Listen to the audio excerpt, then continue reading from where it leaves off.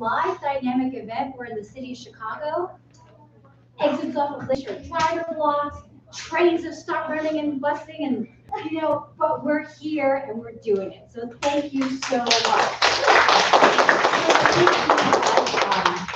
First of all, big props to the Goodman Theatre for hosting us. Caroline is out there. Thank you so much to Caroline. They produced this entire thing here at the Goodman, so thank you for them. I also want to start with the land acknowledgement. So the APIDA Arts Festival and the Goodman Theatre gratefully acknowledge the traditional homelands of the Council of the Three Fires. That's the Ottawa Fires. That's the Ottawa, Ojibwe, and Potawatomi nations. Do my best to pronounce these, as well as the Miami, Ho-Chunk, Menominee, Sauk, Meskwaki, and Fox tribes. Hopefully I didn't butcher those names too badly. So anyway, again, thank you for coming. And I know that we have somebody introducing the Banyan Asian American Arts Collective. So take it away.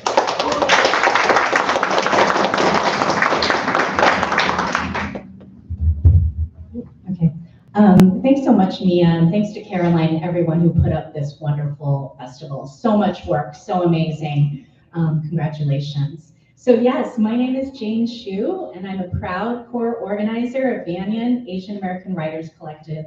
Thank you so much for coming out on this cold and rainy Saturday morning. I'm just going to tell you a little bit about our group. MG Verdufo founded Banyan in 2017 to, quote, make a positive response to the racial tension in Chicago after the 2016 presidential election, to support writers of Asian American stories, to create readings and uplifting events that would build bridges across communities, unquote. We especially wanted to tell and promote APIDA stories in Chicagoland and the Midwest. Our activities include hosting book launches for many writers, including Samina Hadi-Tabassum, PJ Temple, Lonnie Montreal, M. Evelina Galang, and Mia Manasala. Writing in Community is our monthly virtual generative writing workshop, and we also have a seasonal critique group. Please connect with us more on our Facebook group, Instagram, and website, which we have up here, and a lovely QR code for you. So we really do hope to stay connected in this wonderful community of APIDA artists in Chicagoland. We are multi-generational, as you'll see in our performance today, and create in many mediums, including poetry, children's literature, fiction, drama, mysteries, memoir, music, comics, visual art, and more. As a collective, we are excited to present to you today our group and individual performance, some of which were created in response to writing and community prompts about kapwa, a Tagalog word for community, migration, and making art while Asian.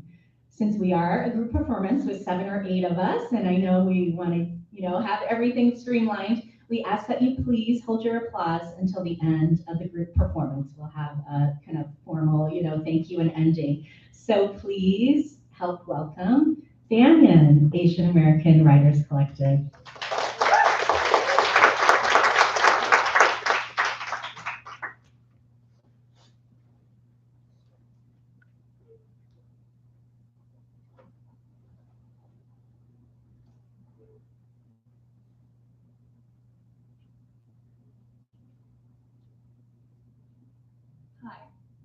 My name is Rotolbo, and I'm with Banyan Asian American Writers Collective. I wrote this poem in the spring when the birds are migrating and finding their way back home.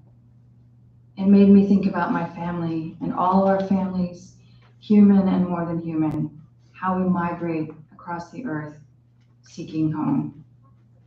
This poem is called Cranes and Caravans. Boisterous, loud, and honking, riding mile-high air currents, the sun flashes off swaths of pale feathers under wing. Points of magic light twinkle as you travel. Sandhill cranes, your migration is a celebration. You fly in V formation, then break into gymnastic pairs and triplets to chat and laugh. You tumble in the updrafts, almost disappearing as specks of shadows blinking in the luminous spring sky. Boisterous, loud, and snacking, riding ribbons of highways, 3 cars. The summer sun glints off Daddy Jun's 70s chic sunglasses. Our family gathers inside metal cabins, stealing back time from hot factories, hospital floors, cramped kitchens, and schools that don't teach about faces like ours or sing songs like ours. Our caravan crams relatives into dingy one-room motels. We peel box springs from mattresses where we curl into one another to save money for dreaming. Road tripping together is how our joy survives. We wind our way across America, carrying rice cookers and bigas, knowing fast food will never satisfy the lolas. We make cuento, chit-chitting, teasing, and telling jokes. Ay, biro lang! Clicking miles, linking our lives, doing what Papa and Uncle Janong call the bonding. So we won't disappear in the blinding white salt flats. Family, familia, kapamilya, forever driven toward our own horizons. Thank you.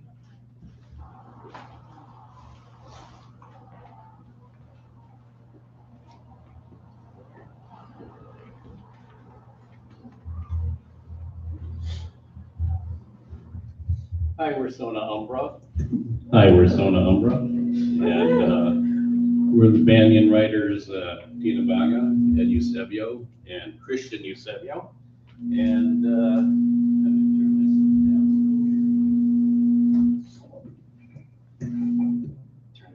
here we go.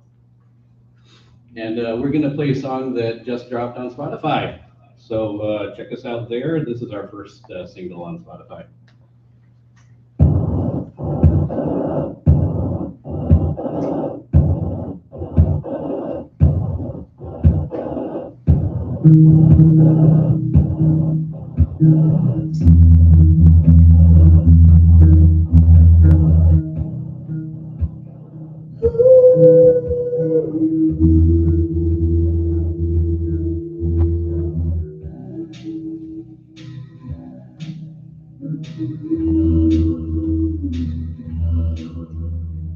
Packing that bikini top that you love, ties on the back and shows too much.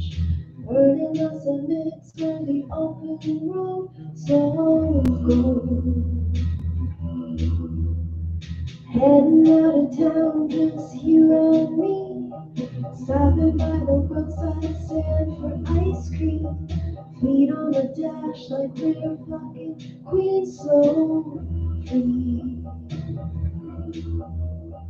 Gone in a minute, no speed limit, just static and wind, static and wind. And gone in a minute, no speed limit, just static and wind, static and wind. And soak the sunlight, there's nobody watching. I got 6 packs, 8 tracks full of assumptions, getting fluted and steeped, and sing it with me. Got to be free, I got to be free. So hot, so cold, so us, so cold.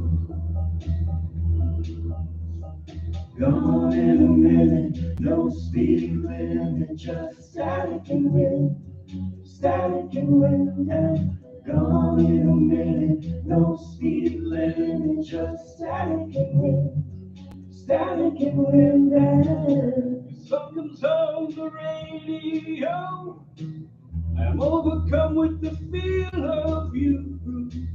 I don't know why, but I can't forget. You're so close. We said forever, but we couldn't know how far apart our paths would grow. We lost our love to the static and wind. so far. Gone in a minute, no speed limit, just static and wind, static and wind. And gone in a minute, no speed limit, just static and wind, static and wind. And gone in a minute, no speed limit, just static and wind, static and wind. And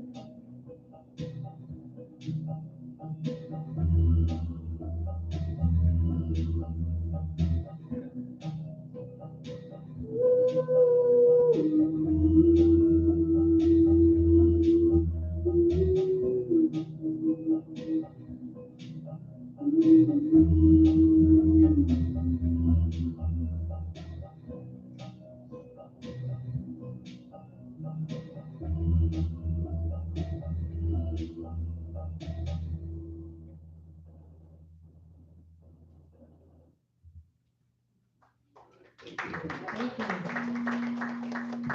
Our next performer is Sona Umbra, and she will be doing Roosevelt Avenue.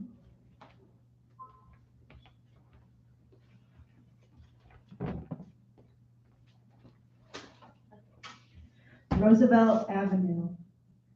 By nightfall, the borough of Queens, and specifically Elmhurst Hospital, will become known as the epicenter of the pandemic in New York, if not the United States.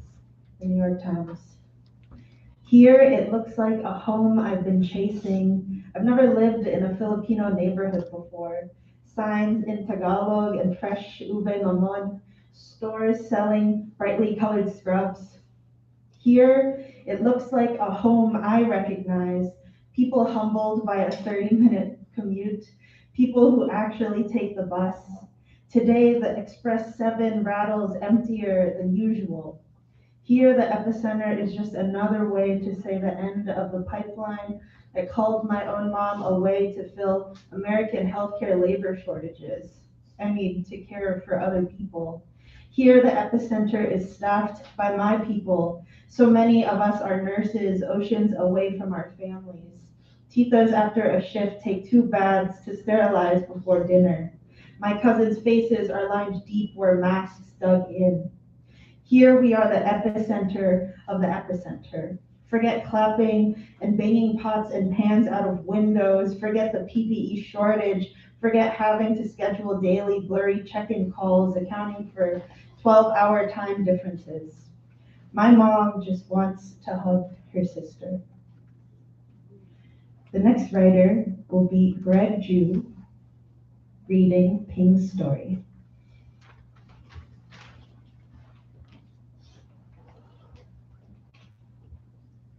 Five-year-old Ping couldn't wait to go outside to play with little sister.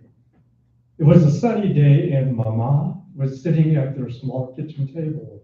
Baba was off to work. Ping loved Mama very much.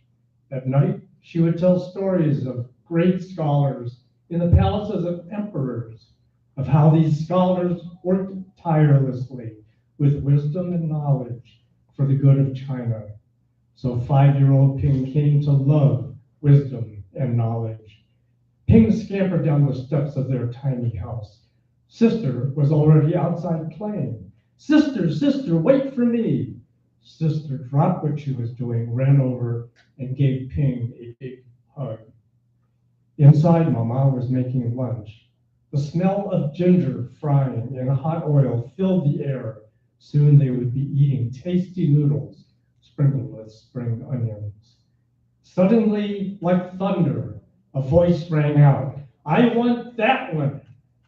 A shadow standing at the edge of the garden pointed at little Ping. In a flash, Ping found himself inside a smelly burlap sack. From inside, Ping could only hear the hoofbeats of a galloping horse. He peeked through just enough to see his captor. Lo Bak had long, stringy hair, beady eyes, and smelled of stale tobacco.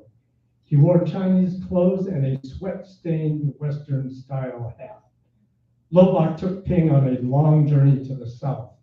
When they finally reached Lo Bak's village, Ping was told, "If you are good, you will be treated well." Ping worked hard, but he never forgot Mama, Baba, or wisdom and knowledge. Ping made up games while he worked, and in that way, knowledge remained a good friend. Perhaps that made him feel closer to Mama and Baba, who he would never see again. Ping wanted more than anything to go to school, to learn like the scholars of Mama's bedtime stories. So at night, while Lobot slept, knowledge whisked Ping to a magical schoolhouse, where by the light of fireflies he learned to read and write.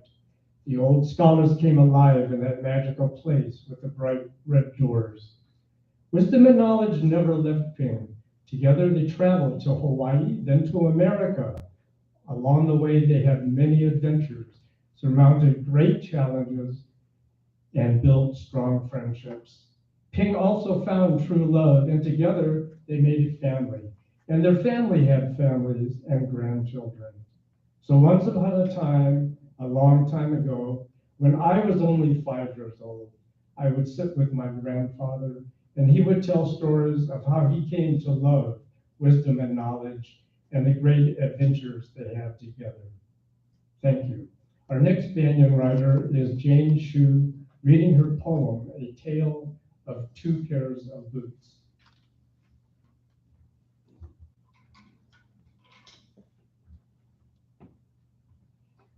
The kid-sized Timberlands I bought on Old State Street downtown, those early years exploring the new city. Petite Asian feet can't find my shoe size in a city of Nordic giants. Plus, kid-sized shoes are cheaper. 15 years later, it's the first time I've had to buy new winter boots. When the sole separated from the upper, cold water seeping into my socks. An eager 30-year-old's first winter in Chicago, hoping for a new life apart from California. 15 years later, I'm still here, where the same corporations meet you wherever you go. Wherever you go, there you are. Dreamed of soaring growth for a number of years. Not that I might retire here, far away from aging parents. But I am 45 years old and reclaiming my hard-fought wisdom. As a woman, I declare my years and decades. I am not ashamed of aging. So now, for the second time, beholden to the weather. This time, I bought women's size with glitter sparkles. Next, we have Jillian Somera with the video of her song entitled Kapwa.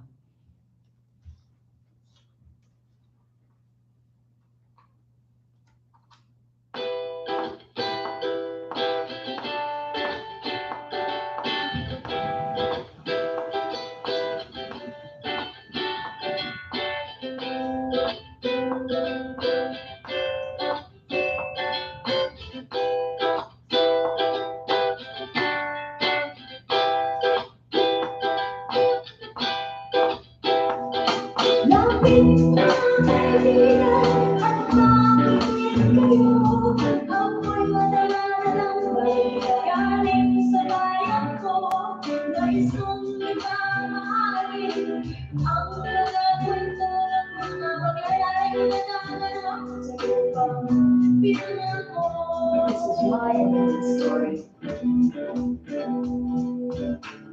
I was born in the state of Texas with fussy parents and an older brother, like Koya, and we went wherever the jobs were. So we moved from Texas to Middle Philippines to Guam, where I grew up for 10 years. And then I set off on my own to Chicago to get a jazz studies degree for some reason.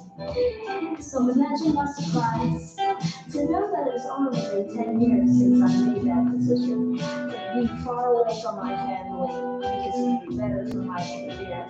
But now I'm coming back home and I'm leaving Chicago because it no longer feels like home. Because Chicago didn't support me when I was in the crisis.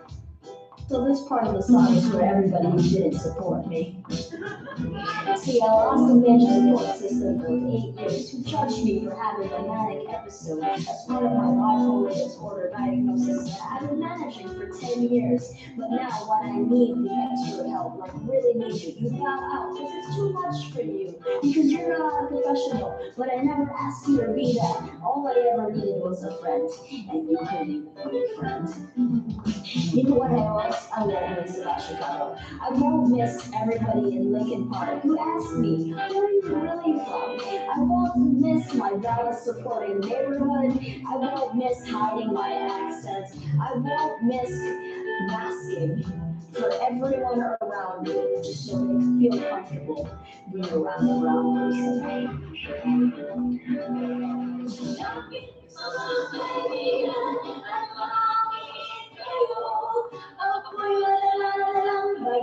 Galing sa bayan ko, nais kong ibahin ang mga kwento, mga bagay na sa lupang pinangako.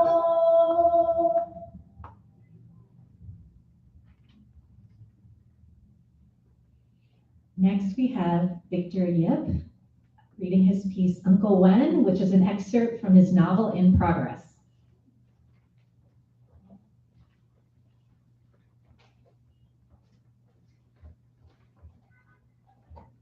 I was 9 when he died. I sobbed for days, my favorite uncle. I was horrified when I saw what was left of him sitting in a vase on top of a cabinet in our living room. I remained grief-stricken as our relatives came to our house to pay their respects, patting me on my back, trying to console me. I brought out one of Uncle Wen's charcoal sketches, one he had given me. It was a scene of the lagoon and nearby trees on the north end of Lincoln Park. I placed it lovingly alongside several other works of his calligraphy and paintings, next to his vase. From the time I first saw him, I must have been 4 or 5, his visits were precious to me. He always brought his drawings, his calligraphy, his artwork fascinated me. I touched them with reverence. He encouraged me in my own in artistic endeavors, my watercolors, my writing, my stories. You draw so well. What a fine story. You'll be quite a writer when you grow up. He was delighted when he read the carbon paper neighborhood newspaper I had created, chuckling at the stories. Over the next few years, I treasured his monthly visits. When is Wen coming back? I asked my parents, tongue in cheek. But somehow, even back then, I felt they weren't as anxious as I was to have him over. The clues were there. It just didn't get through my young mind. My dad and Uncle Wen were talking Cantonese through the night after I went to bed. I couldn't fall asleep, so I listened through my closed bedroom door. However, I didn't understand the words since my parents chose not to send me to Chinese language school. We live in America now. You speak English like everybody else. Their voices were heated. In the morning after his visits, Uncle Wen always appeared diminished. At the time, I figured he was just as sad as I was to see him leave. My mom came into my bedroom after the relatives had left. She returned the charcoal sketch Uncle Wen had given me. She shook her head. My brother wasted his life. Mom, he was an artist. I waved his drawing in front of her. Yes, he was an artist. His calligraphy was of the highest order. But he never made any money out of his artwork, and he refused to get a good job. Too good for that. He always asked for money when he visited. He never supported his family. Selfish, thought only of himself. I stopped drawing and writing after Uncle Wen died.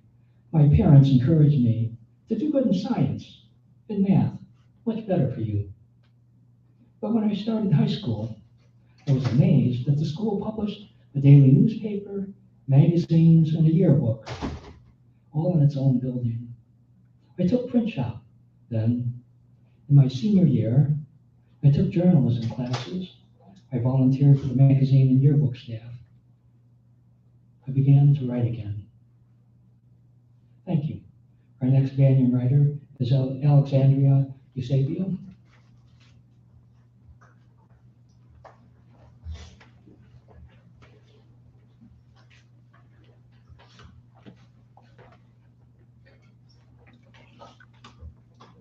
When I first brought your dad to meet the family, he observed correctly that he looked Filipino. More Filipino than you. Must be the Spanish blood. I examined your father's pronounced cheekbones, his blacker than black hair, his almond eyes, his thick upper lip, his slightly less thick lower lip. He smiled. There his shovel-shaped incisors. I have them too. His skin the color of sand, the only poem he knew, yes, the same sand Mexicans and Filipinos both assume replace the other country's streets. The same color as my grandfather's skin, is from Madrid. Your father has a nickname, Negro. There's an island in the Philippines, Negros, and no one who's nicknamed Negro or lives in Negros looks a thing like any king of Spain. And my family doesn't speak any Spanish, and there's no subjunctive tense in the language Mexicano. To say Spanishness is our similarity is to say whiteness bonds us. I watched your dad and grandpa as they continued to talk. I saw our indigenous ancestors, or imagine them, traditions neither side will ever know. Fields and mountains, islands, old America, China, maybe Malaysia even. Anyone, anywhere, just not Europe, please. My white skin, your grandpa's tan skin, muted history of when we were browner, closer to God, nowhere near Catalonia. Is Spain the trauma that bonded your father and me? No. And Spain certainly is not why he looks like he might have a non-Spanish name with consonants that are too difficult for Castilian mouths to manage. So they rename him Cruz. They bless him with the cross. They give him Jesus. They give him their words, but not their grammar. They try to give him their skin and hair and weak noses and jawlines, but those bits are just absorbed. They just disappear. Mafans, Morelos, and Mindanao is not a shared colonial experience. Spain gave your ancestors on both sides of the world Jesus.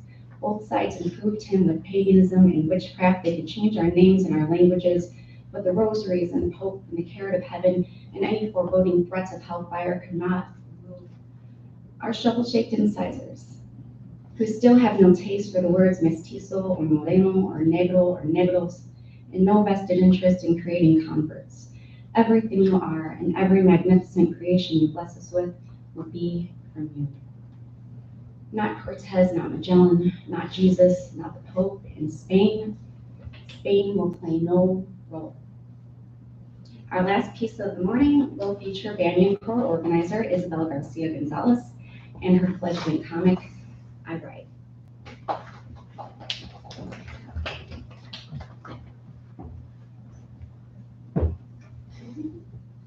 I Ride, a fledgling comic. I ride the train, morning commute, Joy Harjo whispering poems into my right ear, my left ear listening to my surroundings, vigilant. In the legend are instructions on the language of the land, how it was we forgot. Out the window, I watch for my favorite sights to linger on during this daily journey. The abandoned train platforms, and the wild grasses that grow next to the train tracks. I watch the wild grasses sway, tall, beyond the chain link fence, separating train tracks from the strip of brown, wheat-like plants, their heads pointing like arrows to the sky, nodding, their bodies swaying as the train passes haltingly, as morning commute cars roll slowly by. I love these plants, these beings who thrive near high voltage danger signs, along the path of rumbling L trains, in the noise and muck and joy and bustle and community of other beings. Do I love the abandoned platforms and stubborn grasses because I see myself in them? Once we knew everything in this lush promise. I feel old and ancient in my soul, displaced in this modern clock time. I am the arrow-headed plants, growing where we've been set down, no fault or choice of our own. Our surroundings not idyllic, but our existence still real, authentic. We sway to the winds, we reach for sky. We draw sustenance through our roots. We watch trains and cars and other beings pass by. An imperfect math will have to do, little one. I see the abandoned platform across the way, stubborn too, like a ghost, no longer of this time, but still existing, no longer of its conventional use, but now repurposed, home to creatures, human and non-human, who have no other place to be, home to daydreams, portal to imagination. You must make your own map. I have such affection for these things. They make me feel less alone in this vast, flat world. They are kin to me, reminding me of my purposes, not readily perceptible to others, but for us misfits. We have our homes and our purposes. The poem excerpts are from Joy Harjo's A Map to the Next World. And now, on behalf of Banyan Asian American Writers Collective, I would like to thank you all for coming. We are so humbled and proud to be part of this first Chicago APIDA Arts Festival. We would like to give a special thanks to the APIDA Arts Festival organizers and volunteers who have made this amazing community space and event possible. We also want to invite you to check us out. As Jane mentioned earlier, Banyan has community events and monthly generative writing sessions, and you can reach us at the links on the slide or check out the QR code to join our email list. Thank you so much.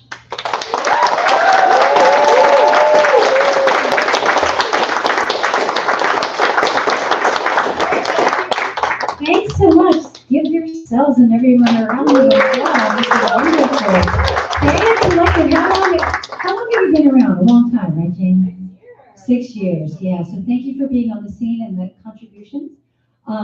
We have Stick Around. You're welcome to stick around here. We have a performance at 11:30. Captain Helpler and, forgive me if I butcher this, Juche Lynn will be performing some dance. So just hang on out and see you in the lobby. There's also, for those that haven't donated yet that may want to, there is a box out there. You can pick up some swag, some stickers and things like that if you'd like to donate. And again, thank you to Caroline and everyone at the Goodman. So see you in a little bit.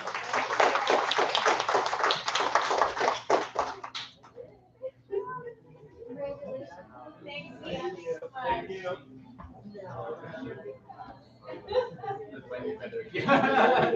That would be too long.